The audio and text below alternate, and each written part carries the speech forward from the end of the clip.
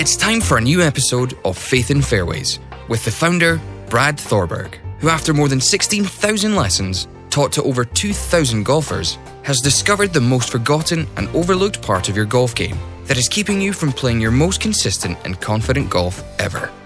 Now, here is your host, Brad Thorberg.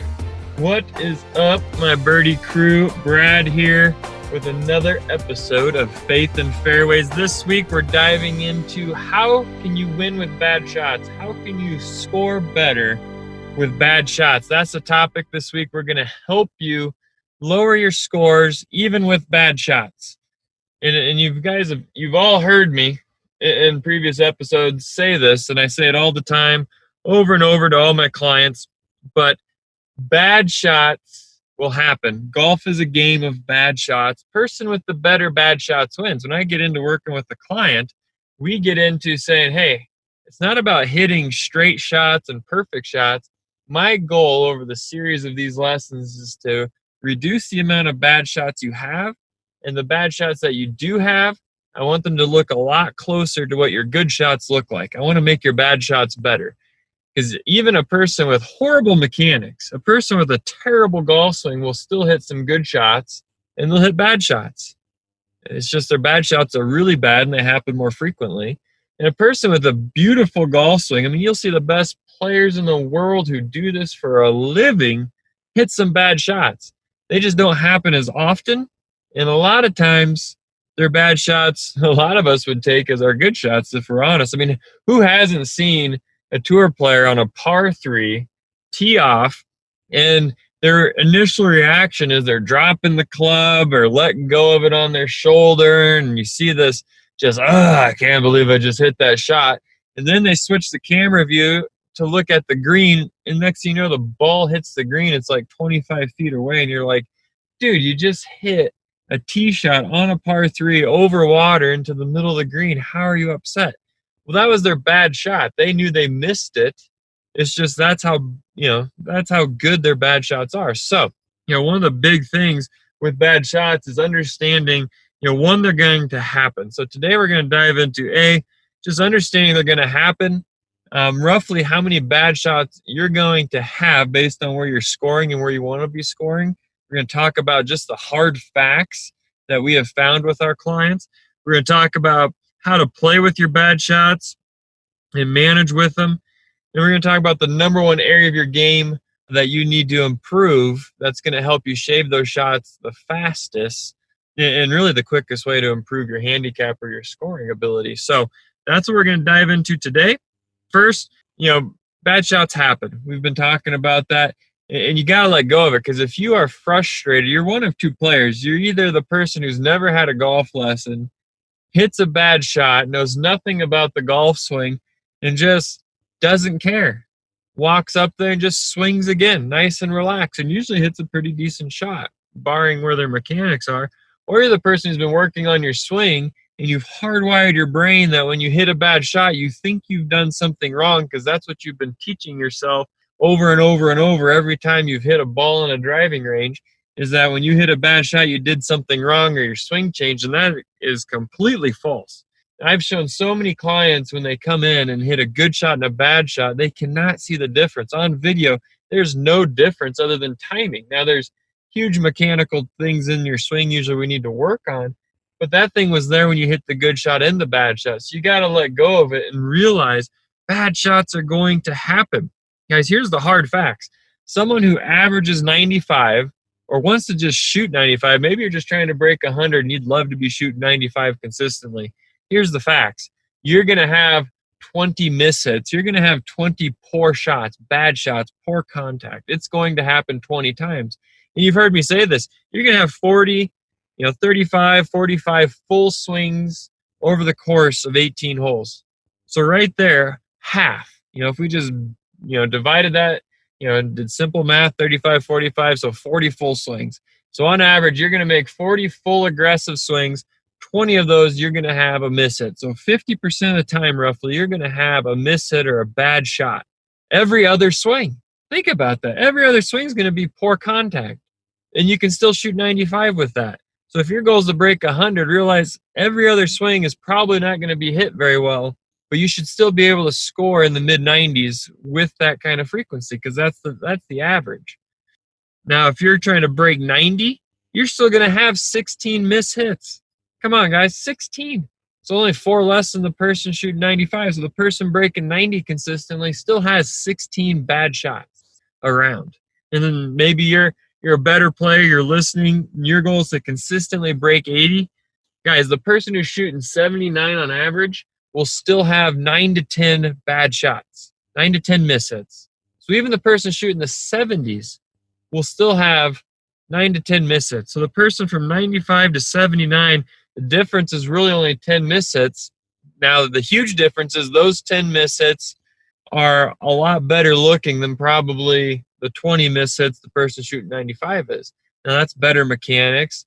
That's a better mental attitude because they're more relaxed. They're not trying to force new things. So you got to realize bad shots is part of the game. And you got to let it go. You got to find the good after your bad shot. Like, oh, it didn't go in the water. It didn't go out of bounds. My tempo was real good. Whatever you got to tell yourself, you got to find the good after that bad shot. Let it go so you're relaxed and you're calm and you're not squeezing the crap out of the golf club when you get over the next shot, because that's how you're going to string together bad shot after bad shot, is when you don't let go of it and you're tense and you're trying to force something and you're thinking of 4 different swing thoughts, then you're going to hit another bad shot. And you're just going to increase the frequency of the bad shots. And next thing you know, you should have been shooting 89 to 95 and you blow up and shoot 104 and you wonder why. Because you couldn't let go of the bad. You didn't find the good. You tried to force a swing. You were tense. You're thinking about how to swing the club versus realizing, hey, I'm going to hit a bad shot. Here's the attitude. This is good. This is, you need to write this down. Here's the attitude you need to have.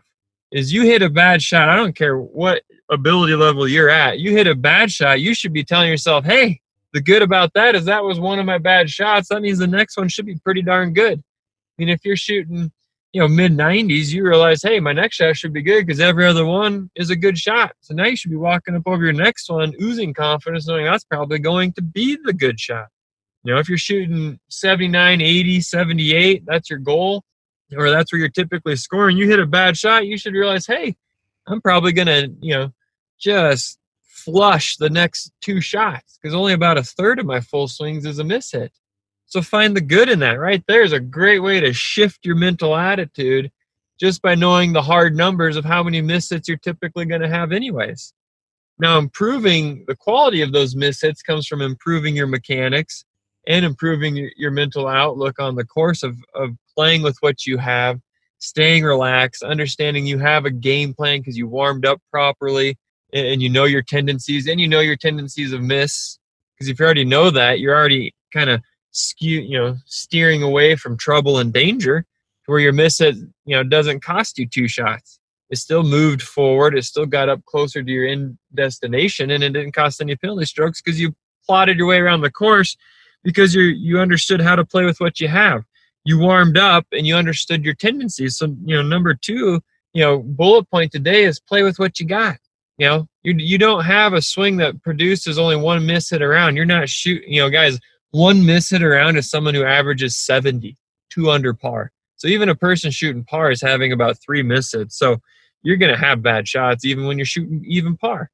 So if you realize, hey, I'm going to have bad shots, I need to understand what they're doing today. And you will get that from warming up, which, go back a few episodes and listen to how to warm up. I think it's the episode on how to ooze confidence by the first tee, and go through my cheat sheet warm up. My cheat sheet warm up lays out how to warm up like a tour player does, which is figuring out what you have, what you don't have, what your tendency of miss is, so you can plot your way and be better prepared for when it shows up. Because if you're trying to shoot low 90s, it's going to show up every other swing. If you're trying to shoot, break 90, shoot in the 80s, it's going to show up 1 in every 3 swings, or 1 in almost every other. Not quite. And then if you're shooting and trying to break 80, it's going to show up about a third to a quarter of the time. Even though Brad has cracked the code to consistently breaking 90, there are still 3 major mistakes he's found from working with over 2,000 clients that will sabotage your round before you get to the first tee. Head to www.mygolfcode.com now to receive your free guide, where he outlines all 3 faults and provides you with some easy action steps to start playing more consistent golf today. So you have to understand they're going to come. So if you're not warming up, preparing yourself, and you're still warming up in a way that's telling you, hey, I'm going to try to figure out how to hit every shot perfect, you are kidding yourself, and you are setting yourself up for a terrible day, a poor round, frustration, stress, and just not fun. I mean, come on. You're paying money to enjoy a recreational activity, and you're setting yourself up to be stressed. That sounds terrible, but so many of us do it. So you got to learn to play with what you have. And sometimes that means just picking the right club. I've been out there with clients and playing lessons, and their swing isn't quite where they want them, or they're not quite comfortable with a 6-iron, a 5-iron, a 4 hybrid yet, but they just can smash and flush a higher percentage of shots with the 7 or 8-iron. So we go, hey, let's get off the tee and let's go 7-iron, pitching wedge up by the green, and maybe we hit it and we 2-putt for a bogey, or we pitch on, or 1 or 2-putt for a par or bogey, but we play to our strength. I mean, why stand back there with the club that you don't hit well and you already are anxious over with like a 5 hybrid just to try to get it up to the green, when you could hit an 8-iron and then just pitch it on from 50 yards, 1 or 2-putt, make your par or bogey, and be less stressed, more comfortable, and start to string together more solid shots in a row. Because I guarantee you, if we line up 20 golf balls and you swing an 8-iron, and we line up 20 golf balls and you swing a 5-iron, you're going to hit more solid shots and less mishits with that 8-iron than a 5-iron. So you kind of have to understand, hey, where's my ability level? If this is a par 5, why on earth am I swinging a 3-wood that I'm lucky to hit solid 1 in 10 swings, when I could simply go 8-iron, pitching wedge, maybe hit the green, chip on, 1 or 2-putt, make a par, worst case bogey, and be on track to still breaking 90 or playing a good round of golf and be less stressed, and start stringing together more solid shots. That's going to help you lower your scores, have more fun, be less stressed, be less anxious, and just truly start enjoying this game. So sometimes just choosing a better club that you have a higher percentage with, that'd be so much better, especially if you're out there and your mechanics aren't there and you're topping hybrids and fairway woods and you're sculling 5-irons and 6-irons. Why on earth do you want to keep doing that?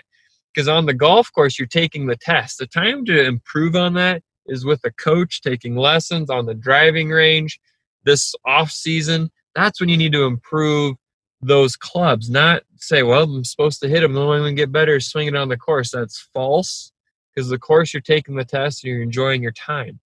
So choose a club that you have a better chance of hitting more solid shots with. That alone is going to help you instantly, and stick to your plan that you got from warming up properly. And the number one way to improve scoring with bad golf shots, the number one way, other than the cheat sheet warm up and warming up properly, or if you head to mygolfcode.com/cheat sheet, that program is rolling out as we speak to help you warm up like a tour pro in less than 30 minutes, but change your mindset to learning how to manage a course with a plan instead of just going out there trying to make perfect golf swings. That is ridiculous, guys. And that cheat sheet warm up, literally through the tests group I've done, in 10 rounds or less, on average, lowered their scoring average by 3.7 strokes. And it's largely shifting their mindset, creating a game plan to play with what they have, play to their tendencies, choose better clubs to string together more solid shots, less stress and anxiety over the ball, and then improving your short game is going to get you there faster than you will believe, because golf's a game of bad shots. The person with the better bad shots wins. But the person with a better short game gets better a whole lot faster. And that's the fastest way to improve your scoring, is to improve your short game. Mechanics takes time. Mechanics takes 500 to 1,000 exaggerated reps to get a tiny, tiny change. And then you got to trust it from, the coaching pad to the driving range on your own to the golf course. But your short game, you can improve the fastest, and it's where over 60 to 65% of your shots come from. So you got to be dialing in your short game. Get this, guys. Here's the dispersion between someone who shoots 95 and 79. The person who shoots 95 should average 37 putts. We're getting into facts. If you're an analytical person and you like facts, here they are. Person who shoots 95 will have 37 putts. That means they're averaging 2 putts per hole and only 1 3-putt the whole day. And they don't even hit a single green in regulation. But they can chip and pitch and putt and only have 1 3-putt. The person who shoots 89 on average is just barely breaking 90 will have 35 putts. It's only a 2-putt difference. The person who averages 79 in the 70s, some of you can't even fathom shooting in the 70s right now. The person who averages 79 only averages 32 putts. It's only a 5-putt difference. Think about that. If you started to spend 75% of your time on your putting versus your full swing, and you could start to shave 3, 4, 5 putts, all of a sudden you're putting like someone in the 80s. Do you not think you will start lowering your scoring average quickly by doing that and working on your chipping and pitching? Because the person who shoots 89 typically only hits 1 to 2 greens, and they don't even need to get up and down. So they don't even get up and down and save par. They don't need to. They just usually on average hit 1 to 2 greens in regulation, don't get up and down. So the greens they miss, pitch on, 2-putt, 3-putt one of the greens they hit, 2-putt another one for a par, and next thing you know, you're shooting 90, 89. Person who shoots 79, 10 shots better, will get up and down 30% of the time. So here's what you need to start practicing. You need to start making sure you're 2-putting every time, working on your speed, draining 5 foot and in, back to that code to breaking 90, 30, 30, and 5. This holds true to breaking 80.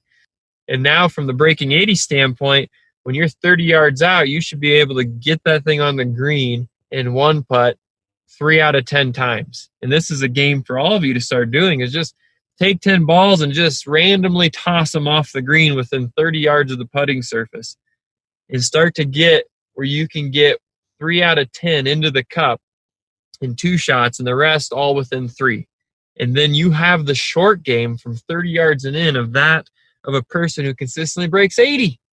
So if you just grind it on that, stop thinking so much about how to swing the golf club.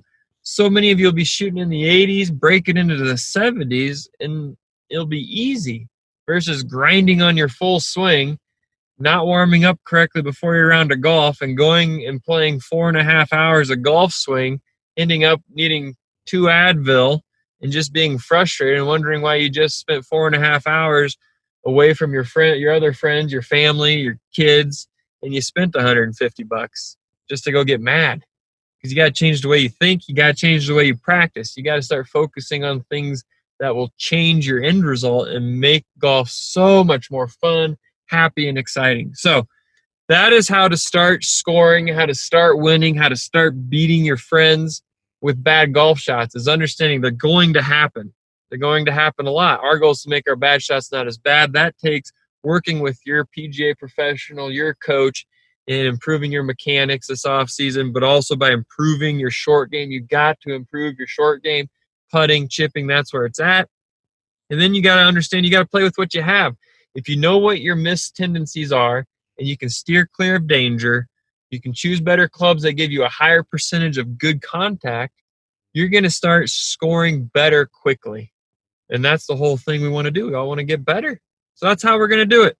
So hope that helps you all. If you have questions, always reach out. Brad@faithandfairways.com is my email. Reach out with any questions. The cheat sheet warm-up should be up and running soon. That's at mygolfcode.com/cheat sheet.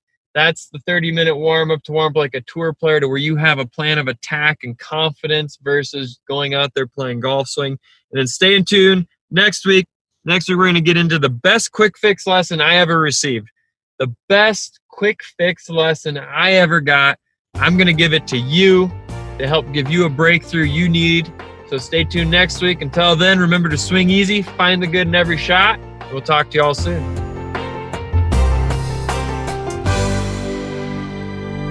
This is thepodcastfactory.com.